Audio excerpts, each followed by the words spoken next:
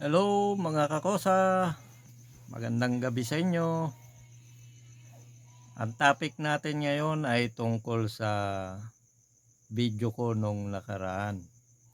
May tanong kasi ako doon na pwede po bang hilutin yung arthritis o rayuma? Marami pong sumagot. Ang sagot nila ay hindi. Yung iba naman, hindi nila alam, wala silang idea. Yun ang sagot nila. Pero karamihan ng sagot ay hindi pwedeng hilutin. So, bago ko tinanong sa inyo yan mga kakosa, natanong ko na rin po yan sa doktor na naging client ko. Ang sagot nila ay hindi. Yun ang sagot nila. Hindi. Gamot lang ang maibibigay nila sa mga pasyente nila. Siyempre, doktor yun. Di gamot bibigay nila. Hindi pwede hilutin. So, yung mga client ko naman na dating mayroon rayuma, arthritis, gout, na laging nagpapacheck up sa kanilang mga doktor noon, humihingi ng gamot, mas matatapang, mas malalakas na gamot. Yung iba ini-inject na dahil hindi na tumatalab yung iba. Tinanong nila ang kanilang mga doktor kung nahihilot po ba ang arthritis o rayuma.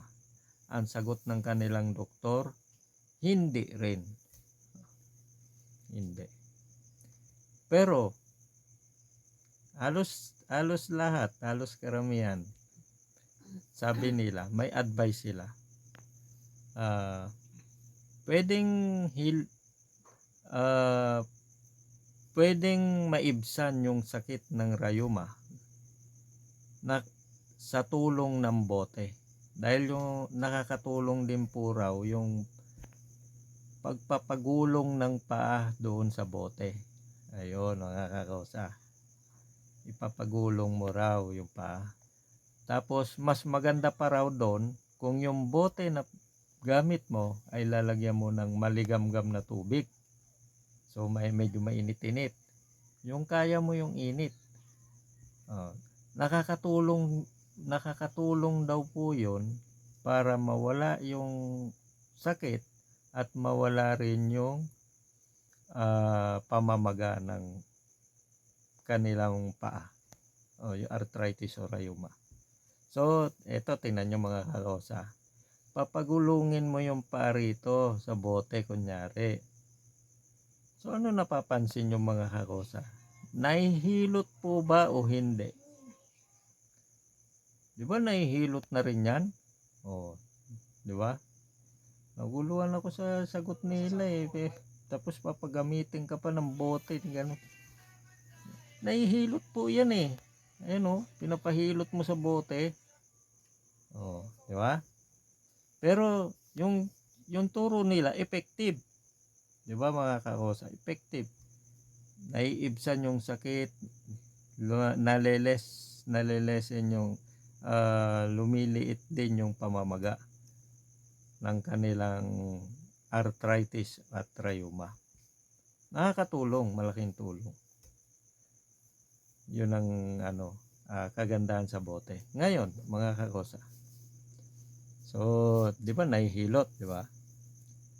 Ang sagot ko naman sa tanong na yan, na kung nahihilot ba yung arthritis o rayuma, ang sagot ko dyan, yes po, nahihilot. Meron pong sekreto na pinipisil dyan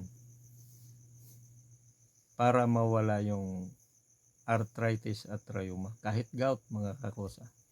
Tested na po ito. Simula pa sa Cavite ako hanggang dito sa Kalinga. Marami na po tayong natulungan na nawala yung kanilang arthritis, rayuma. Ang nagturo lang po nito sa akin, ang nagturo po sa amin, yung supreme founder namin na ang tawag namin ay Mahal na Haring Pilimon. Ondocrian Bonanza. Siya po yung nagturo sa amin ng Philippine New Life Therapeutic Massage. Marami pong natulungan sa massage na yan. Ito po mga kakosa. Kapag ang arthritis o rheuma, hinilot mo yan doon sa namamaga, lalong mamamaga yan. Totoo yan mga kakosa, lalong mamamaga yan. Pero dahil sa tinuro ng aming Supreme Founder, yung sekreto kung saan pipisilin, pipindutin, mawawala ng tuluyan yung arthritis at rheuma. Mawawala po. Alam po yan ng mga client ko. Simula sa Cavite, may mga barkada ko, may mga tropa ko, may arthritis dyan, rheuma, nawala eh. Ngayon dito sa Cavite, sa Kalinga naman ako ngayon, may mga client ako na may mga ganyan din sakit, nawala. Ang maganda pa ron mga kakosa, dati hindi sila nakakakain ng mga munggo. Kasi kahit isang subo lang ng munggo na yon, isang kutsara, mamamaga agad yung paa nila. Pero ngayon, pwede na. Natutuwa ako sa mga customer ko. Kung sila natutuwa sila dahil nawala na arthritis rheuma nila. Kahit kumain sila ng munggo, white beans, yung buto ng bituelas, o buto-buto, o yung laman loob ng karne, yung pinapaitan, ako napakasarap yan. Pag nakakain sila niyan, ang sarap din ng pamamaga niyan. Pero ngayon wala na mga kakosa. Pwede na silang kumain. Kaya sabi nila, nakakarami na ako ng kain.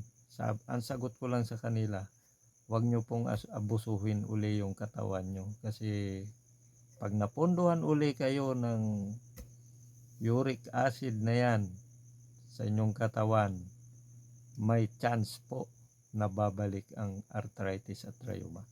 Kaya ingatan na yung katawan kapag nawala na yung mga arthritis at rheuma. So sa susunod na video ko mga kakosa, ituturo ko po sa inyo kung papaano hilutin ang arthritis at rheuma o kahit gout. Kung papaano hilutin na mawala yung sakit at pamamaga niyan. Kaya abangan nyo yung susunod na video ko mga kakosa. Ituturo ko kung paano hilutin ang arthritis at rheuma. O paano mga kakosa? Hanggang sa muli. Bye-bye!